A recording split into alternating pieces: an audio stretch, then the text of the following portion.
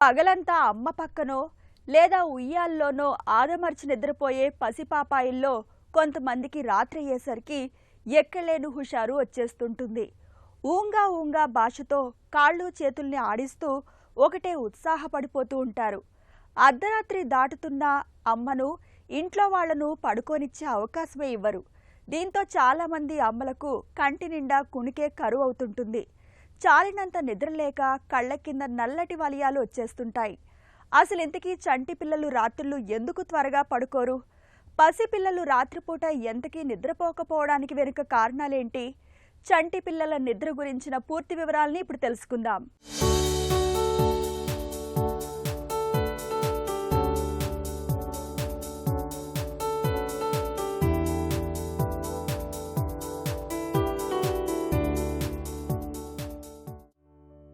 అమ్మ లాలిపాటకు పరవశించిపోతూ నిద్రలోకి జారుకున్న ఈ బుజ్జాయిని చూడండి. ముఖం నిండా అమాయకత్వంతో, పెదవులపై విరిసి విరియని దరహాసంతో ముద్దుగా, ముగ్ధ మనోహరంగా కనిపిస్తున్న ఈ చిన్నారి ఈ నిద్రకు ముందు అమ్మతో పెద్ద యుద్ధమే చేశాడంటే నమ్ముతారా? అమ్మ మెలకువగా ఉండే పగటి సమయమంతా కమ్మగా నిద్రలాగిస్తారు. రాత్రిపూట అమ్మకు నిద్ర అవసరమైన సమయంలో పిల్ల సైనికుల్లా ఎక్కడ లేని చురుకుదనంతో ఎవ్వరినీ పడుకోనీయకుండా ఆటలు మొదలు పెడతారు. ఇటు ఇంట్లో వాళ్ళకేమో రెప్పలు వాలిపోతూ నిద్ర ముంచుకొస్తూ ఉంటుంది. పడుకోరా కన్నా అని అమ్మ ఎంత బతిమాలుతున్నా మొహం అడ్డంగా తిప్పేస్తుంటారు. బలవంతంగా నిద్రపుచ్చాలని జోకొట్టడం మొదలు పెడితే ఏడుపు లంఘించుకొని నానా రభస చేస్తుంటారు. మొత్తానికి చంటిబిడ్డ ఏడుపుతో ఇంటిల్లిపాదికి కంటికి కునుకు కరువవుతుంటుంది. నవజాత శిశువుల్లో పిల్లల్లో స్లీప్ ఇది ఎలా ఉంటుందంటే దాదాపుగా వాళ్ళు 16 to 18 hours sometimes up to 24 hours వరకు వాళ్ళు పడుకునే ఉంటారనమాట. వాళ్ళకి ఫీడింగ్ అది తీసుకోవటము, ఆకలైనప్పుడు వాళ్ళు డిమాండ్ చేస్తారు, ఆడటము, అప్పుడు ఫీడ్ అది ఇవ్వటము, ఫీడ్ ఇచ్చిన తర్వాత దెన్ పడుకోవటము.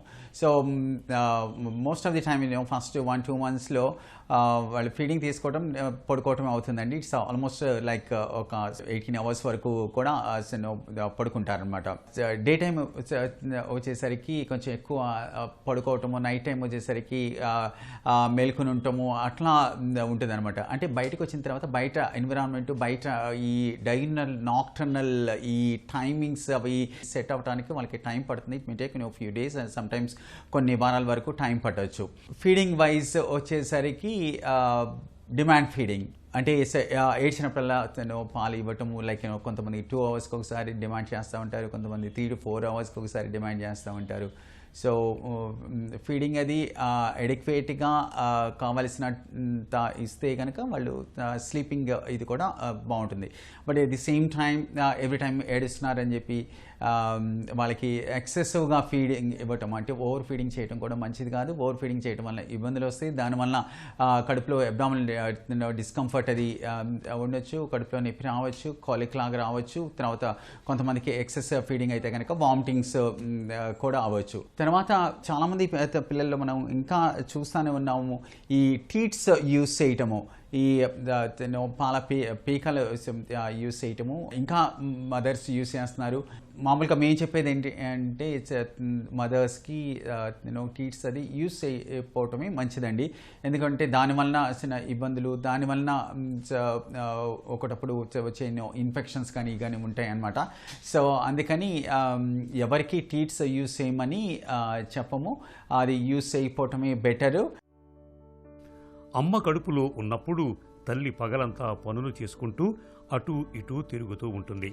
దీంతో పొట్టలోని బిడ్డకు ఉమ్మనీరు అటూ ఇటూ ఊగుతూ హాయిగా ఉయ్యాల్లో ఊగుతున్నట్టుండి కమ్మగా నిద్రపోతారు.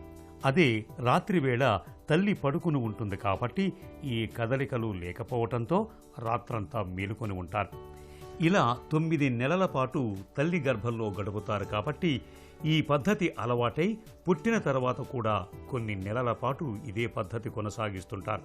బిడ్డకు 3-4 నెలలు వచ్చేసరికి పగలు రాత్రి తేడాలను గుర్తించటం ఆరంభమై రాత్రి పడుకోవటం, పగలు ఆడుకోవటం మొదలు పెడతారు.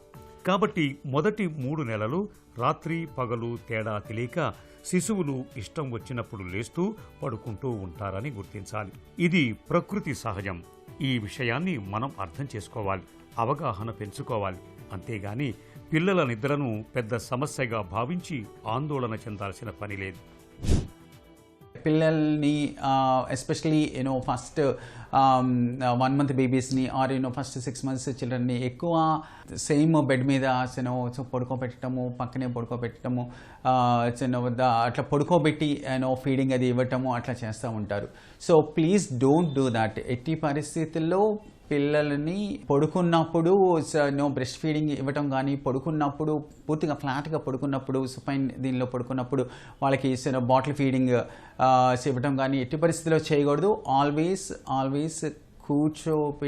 కూర్చొని వాళ్ళని ఇట్లా ఏటమాలుగా పెట్టుకుని బ్రెస్ట్ ఫీడింగ్ ఇవ్వటము. At the same time bottle feeding అయినా లేకపోతే కప్ అండ్ స్పూన్తో ఫీడ్ ఇవ్వాలన్నా అట్లాగే ఇవ్వాలి. ఇప్పుడు ఈవెన్ అప్పుడే పుట్టిన బేబీస్, న్యూ బోర్న్స్ కూడా పక్కనే కాట్ పెట్టుకుని, నీనేటల్ కార్ట్స్ ఉంటాయి, ఆ కార్ట్లో పెట్టుకుని వాళ్ళని వన్స్ ఫీడింగ్ అది ఇచ్చిన తర్వాత వాళ్ళకి చేయవలసిన థింగ్స్ అని చేసిన తర్వాత నాపీస్ క్లీన్ చేసిన తర్వాత దాన్ని వాళ్ళ పక్కన ఒక కార్ట్లో, నీనేటల్ కార్ట్లో పడుకోబెట్టడం అనేది మంచిదన్నమాట. ఎందుకంటే సేమ్ కార్ట్లో ఒకసారి పడుకోవటం వల్ల ఒకటప్పుడు మదర్కి ఆదమనిషి నిద్రపోయినప్పుడు పొరపాటున బేబీ మీదకి తను పడుకుంటే సఫకేట్ అయ్యి ఇట్లా బ్రీదింగ్ వైజ్ ఇష్యూస్ వచ్చి తర్వాత రెస్పిరేటరీ అరెస్ట్లోకి వెళ్ళి బేబీస్ లూజ్ అవ్వటం కూడా కొన్ని సందర్భాలు జరుగుతూ ఉంటాయి. బెడ్ మీద సేమ్ బెడ్లో స్లీప్కి పడుకోబెట్టుకోవటం అనేది చేయకూడదండి. మనిషికి గాలి, నీరు, ఆహారం ఎంత అవసరమో నిద్ర కూడా అంతే అవసరం. పసి వయసులో పిల్లలకు మరీ అవసరం.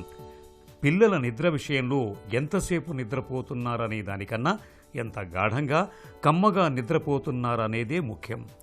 పిల్లలకు నిద్రాభంగం కలిగించే సమస్యల్లో కొన్నిసార్లు వ్యాధులు ఉండొచ్చు. పరీక్షల సాయంతో వాటిని నిర్ధారించుకోవాలి. పిల్లలు గొరక పెడుతున్నప్పుడు శ్వాస మార్గాల్లో అడ్డంకులేమైనా ఉన్నాయేమో పరీక్షించాలి. కొంతమంది పిల్లల్లో తీసుకున్న ఆహారం వెనక్కి తన్నటం వల్ల ఊపిరి అందక అకస్మాత్తుగా నిద్రలో నుంచి లేచి కూర్చుంటారు. ఇలాంటి రీఫ్లక్స్ సమస్య ఉందా అనేది గమనించాలి. సమస్యలు ఏమైనా ఉంటే వెంటనే డాక్టర్కు చూపించాలి. అప్పుడే చంటి పిల్లల నిద్ర విషయంలో ఎలాంటి ఇబ్బందులు ఉండవు.